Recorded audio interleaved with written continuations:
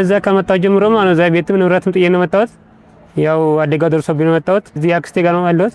የነበርኩት ቤት ለወጣ ነበር ጀምሮ እንደዚህም አልነበርኩም ነበር። ከሰው ጋር እንደዚህ ማለት ማቸው ነበር። የተለያየ ተጽዕኖ ነበረብኝ። ሞት እየተጠባበቅኩ ነው የነበርኩት።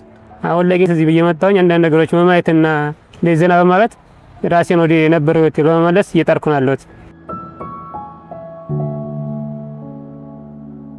የቀይ መስቀል መርህ አንዱ ሰብአዊነት ስለሆነ ወጣቶች ከአልባሌ ቦታ እንዳይውሉ እዚህ እየመጡ ራሳቸውን እንዲያዝናኑና ከጭንቀት ከድብርት እንዲወጡ ከፍተኛ ስራ እየሰራን ያለ ነው። ከዛም በኋላ ደግሞ ሰው ጋር ማህበራዊ ግንኙነታቸውን እንዲሻሻል አለፍ ብሎም ደግሞ ራሳቸው እዚህ በማህበሩ ታቅፈው በበጎ አድራጎት ስራ እንዲሰሩ ከፍተኛ ጥረት እናደርጋለን።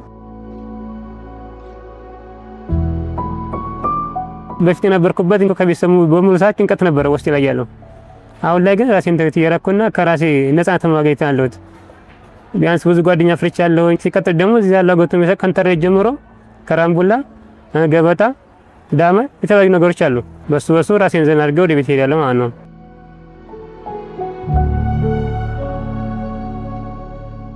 በደባል ሱስ የተያዙ ከቤተሰብ ጋር ችግር ያለባቸው የአካል ጉዳት ችግር ያለባቸውን በብዛት ተፈናቃዮች ላይ ብቸኝነት እንዳይሰማቸው እዚህ ያመጣን ትሪት እያደረግን እኛ ቤተሰብ ነን አይዟችሁ እያል ትሪት እያደረግን እዚሁ ይዋሉና የተደሰቱ ሌሎችን እያመጡ ማህበራዊ ግንኙነቱ የተጠናከረበት ሁኔታ ነው ያለው።